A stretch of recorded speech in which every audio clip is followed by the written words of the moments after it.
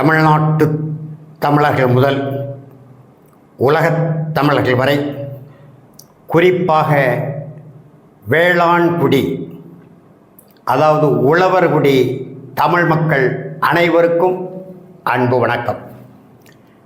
அன்பிற்குரிய தமிழர்களே, இன்றைக்கு நம்முடைய எரிதனல் வலையொலியில் எதை பற்றி பேச இருக்கிறோம் என்று சொன்னால், கடந்த 4 நாட்களாக ஆகையினால தான் காணொளிகள் அடிக்கடி போட இயலவில்லை, பேசுவதற்கும் வாய்ப்பில்லை.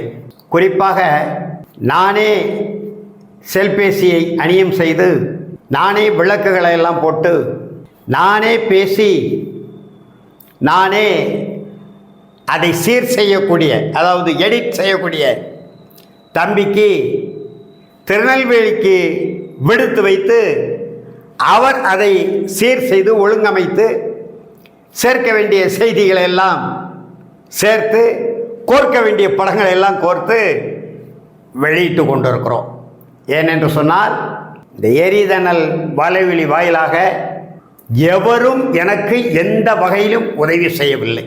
தொடக்கத்திலே ஒருவர் செய்தார், ஒரே ஒரு தமிழர் செய்தார், அயலகத்திலிருந்து. அவரும் நம்முடைய நாம் தமிழர் கட்சி தலைமை ஒருங்கிணைப்பாளர் செந்தமிழர் சீமான் அவர்களின் தீவிர சுவைஞராக இருந்திருக்கிறார் என்பது எனக்கு தெரியவில்லை.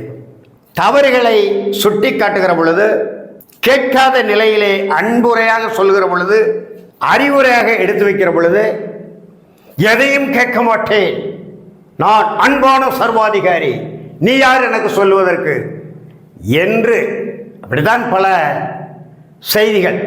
கரும்பு விவசாய சின்னம் பறி போகிறது என்று சொன்னேன். தம்பி சீமான் கேட்கவில்லை. கமலஹாசனை நீங்கள் போய் ஆதரித்தது, வாழ்த்தியது, அவர் வீடு தேடி சென்றது பிழை என்று சொன்னேன். அன்றைக்கே என் மீது வருத்தம். ஓரம் கட்டுகிறோம் என்றார்கள், அப்புறம் சாரம் கட்டுகிறோம் என்றார்கள். சரி, ஏதோ கட்டிவிட்டு போங்கன்னோம்.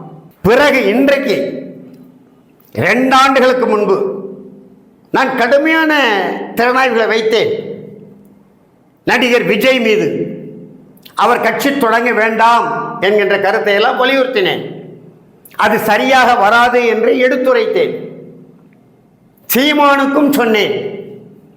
16 முறை சந்தித்தார். விமர்சனம் வைத்தேன். அந்த நண்பருக்கு ஏற்க முடியவில்லை, நிறுத்திவிட்டார். இன்றைக்கு ஏறக்குறைய 1.5 ஆண்டு காலமாக 18 திங்கள்களாக இந்த எரிதனல் வலையொலி என்னுடைய சொந்த செலவிலே நடைபெறுகிறது. யாரிடம் இதுவரை 10 ரூபாய் கை நீட்டி எரிதனலுக்காக வாங்கினேன் என்று எவரும் சொல்ல முடியாது. அப்படியானால் எவ்வளவு துன்பங்கள், துயரங்கள், இடர்பாடுகள், இடையூறுகள் பதிவு போடுவான். கண்ணா பின்னான்னு பதிவு போடுவான். என்னை திறனாய்வு செய்து பதிவு போடுறவெல்லாம் 180 பேர் சீமானால் வளர்க்கப்பட்ட தற்கொலையா இருக்கலாம். அவன் எந்த தமிழனாகவும் இருக்கலாம், தமிழ்நாட்டு தமிழனாகவும் இருக்கலாம், புலம்பெயர் தமிழனாகவும் இருக்கலாம், பூரா தற்கொலையா இருக்கான். நான் என்ன செய்யறது? அந்த தற்கொலைகளுக்கும் சேர்த்துதான் நான் களமாடி கொண்டிருக்கிறேன், குரல் கொடுத்து கொண்டிருக்கிறேன், பாடுபட்டு கொண்டிருக்கிறேன், போராடி கொண்டிருக்கிறேன். அப்படி நடத்தி கொண்டிருக்கிறதுனால ஒவ்வொரு நாளும் காணொளி பேசி போட முடியவில்லை. பொருளாதாரமும் இல்லை, நேரமும் இல்லை.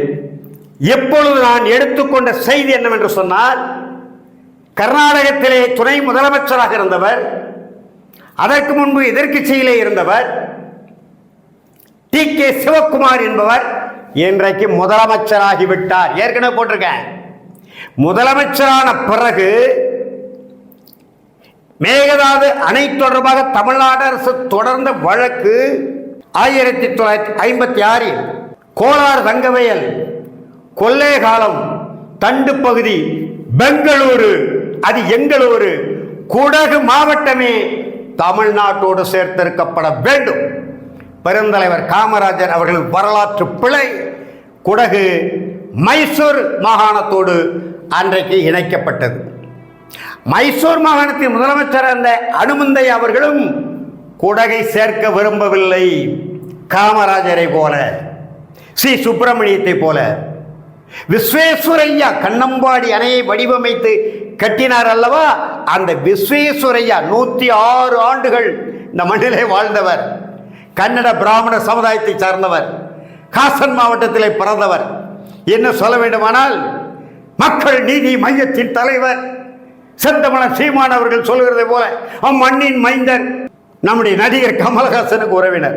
அந்த விஸ்வேஸ்வரையா அன்றைய மைசூர் மாகாணத்தின் முதலமைச்சர் அனுமந்தையாவை சந்தித்து, பைத்தியக்காரத்தனமாக பேசாதீர்கள், குடகை மைசூரோடு சேருங்கள், ஹேமாவதியிலே அணை கட்டலாம், ஹேரங்கிலே அணை கட்டலாம், லட்சுமண தீர்த்தாவிலே அணை கட்டலாம் என்று அவர் கொடுத்த திட்டத்தின் அடிப்படையிலே அன்றைக்கு மைசூரோடு சேர்ந்தது.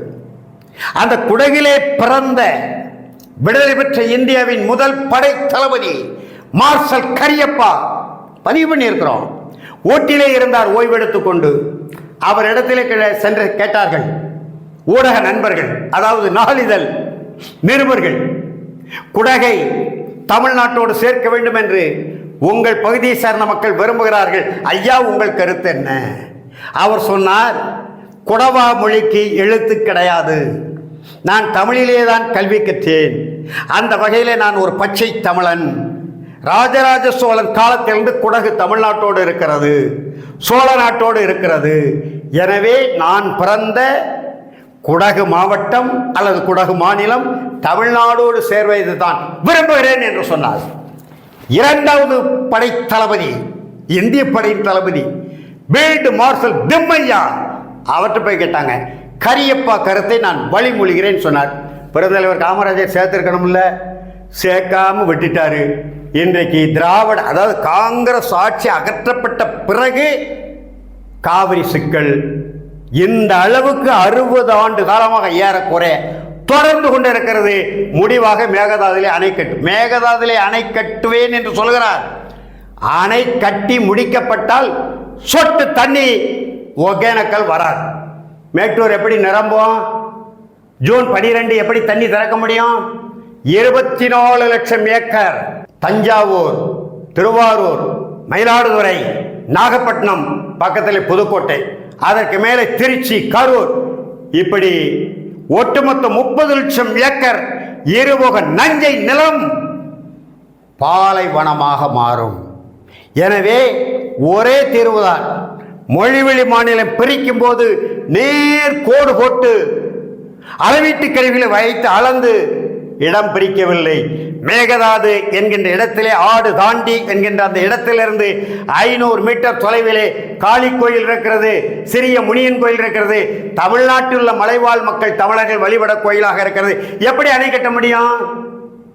அப்படியே எல்லை வகுத்தாலும் அந்த எல்லையிலிருந்து 10 கிலோமீட்டர் தொலைவு கீழவோ அல்லது மேலவோ எந்த மாநிலமும் அணை கட்ட முடியாது. அது எழுதப்படாத சட்டம், விதிமுறை. எப்படி அணை கட்டுவார் சிவகுமார்? அணை கட்டியே தீர்வேன் என்கிறார்.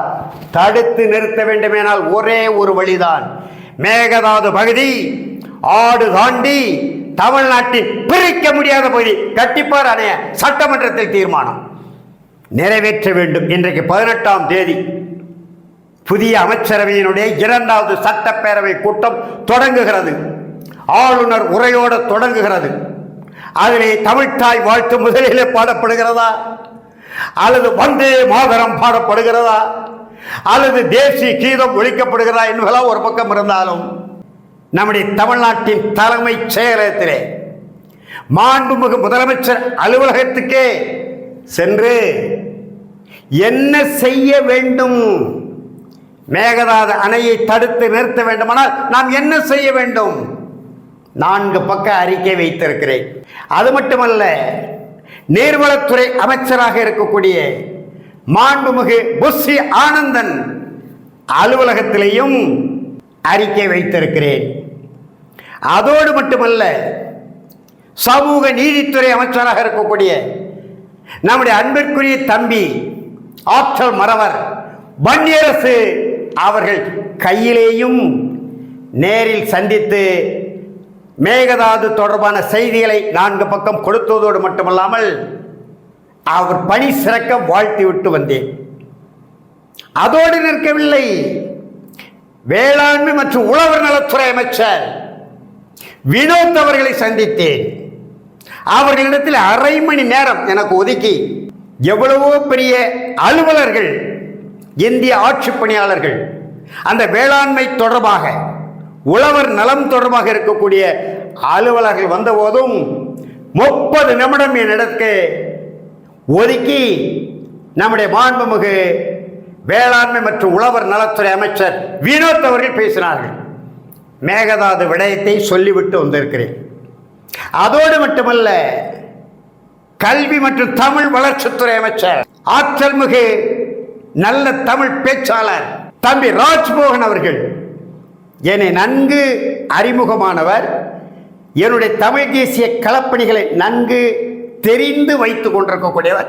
அவர் பேச்சிலே தெரிந்தது. 25-30 பேர் நிற்கும்போது அண்ணன் வேணரசை வர சொல்லுங்கள் என்கிறார். இடையில் இருக்கிற ஒருவர் கேட்கிறார், வேணரசு உங்களுக்கு ஏற்கனவே தெரியுமா என்று. அவர் சொன்ன சொல்லை அப்படியே சொல்கிறேன். தமிழ் ஆர்வலர் அண்ணன் வேணரசு, தமிழுக்காக தன்னை ஒப்படைத்துக் கொண்டவர் அண்ணன் வேணரசு. அவரை தெரியாமல் இருக்க முடியுமா? பூக்கடைக்கு எதற்கு விளம்பரம்? அதனுடைய மனமே மக்களை ஈர்க்குமே அந்த கடையின்பால்.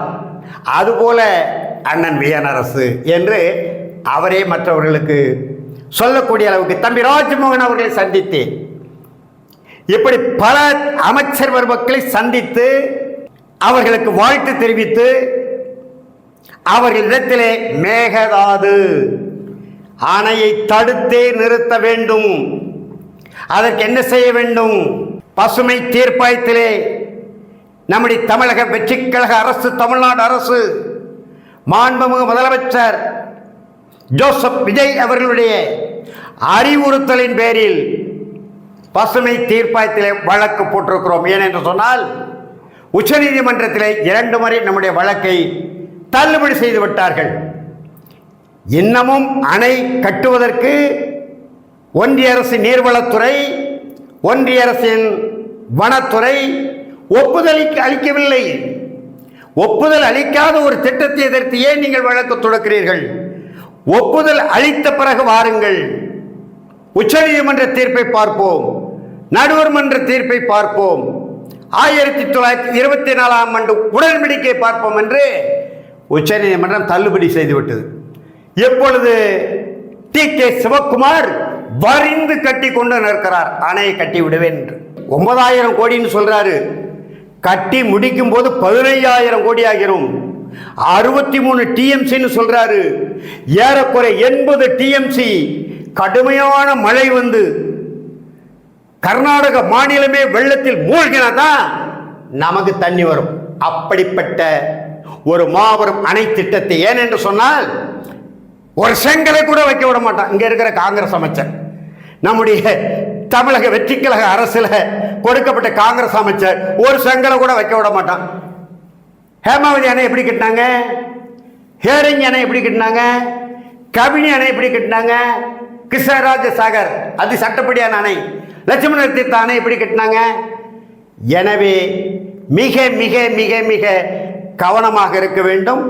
ஒரே முடிவுதான், ஒரே தீர்வுதான்.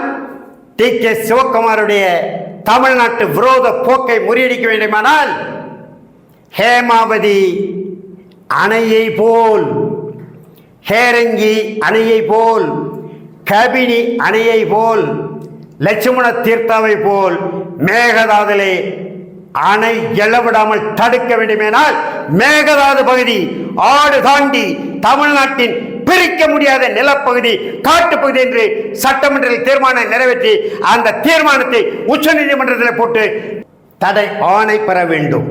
பெங்களூருக்கு தண்ணீர் என்று சொன்னால் 1961 பெருந்தலைவர் காமராஜர் ராசிமணல் என்கின்ற இடத்திலே ஏறக்குறைய 60 டிஎம்சி தேக்கக்கூடிய அளவுக்கு ஒரு அணை திட்டத்திற்கு அடிக்கல் நட்டி இருக்கிறார். பக்கத்தில் தானே தெலுங்கானாவில் எவ்வளவு பெரிய மலைகளை தாண்டி நம்முடைய சந்திரசேகர் ராவ் லட்சக்கணக்கான கோடிகளை கொட்டி மிகப்பெரிய நீர்ப்பாசன திட்டத்தை வகுத்திருக்கிறார். ராசிமணல் அணையிலிருந்து பெங்களூருக்கு, ஏன் ஒட்டுமொத்த கர்நாடக மக்களுக்கு எவ்வளவு தண்ணீர் வேண்டுமானாலும் குடிநீரை நீங்கள் எடுத்துக்கொள்ளுங்கள்.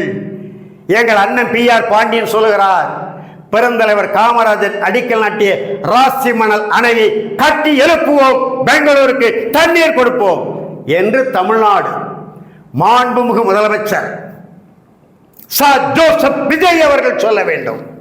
மாண்புமிகு நீர்வளத்துறை அமைச்சர் புஷி ஆனந்தன் சொல்ல வேண்டும். மாண்புமிகு வேளாண்மை உழவர் நலத்துறை அமைச்சர் வினோத் அவர்கள் சொல்ல வேண்டும். தமிழ்நாட்டு அனைத்து வேளாண் பெருங்குடி மக்களின் சார்பிலே, உலகத் தமிழர்களின் சார்பிலே, தமிழ்நாட்டு அரசே, தமிழக வெற்றி கழக அரசே, மாண்புமிகு தமிழ்நாட்டின் முதலமைச்சர் ஜோசப் விஜய் அவர்களே, நீர்வளத்துறை அமைச்சர் புஷி ஆனந்தன் அவர்களே, வேளாண்மை மற்றும் உழவர் நலத்துறை அமைச்சர் மாண்புமிகு வினோத் அவர்களே, உடனடியாக மேகதாது பகுதி தமிழ்நாட்டின் பிரிக்க முடியாத பகுதி, காட்டு பகுதி என்று சட்டப்பேரவையிலே தீர்மானம் நிறைவேற்றுங்கள். இது ஒன்றுதான் TK சிவக்குமாரின் சதி திட்டத்தை முறியடிக்கும் என்று தமிழ்நாட்டு அரசிற்கும் மாண்புமிகு முதலமைச்சர் ஜோசப் விஜய் அவர்களுக்கும் அமைச்சர் பெருமக்களுக்கும் ஒட்டுமொத்த தமிழ் தேசிய பேரினத்தின் சார்பிலே வேண்டுகோள் வைத்து விடைபெறுகிறேன். நன்றி, வணக்கம்.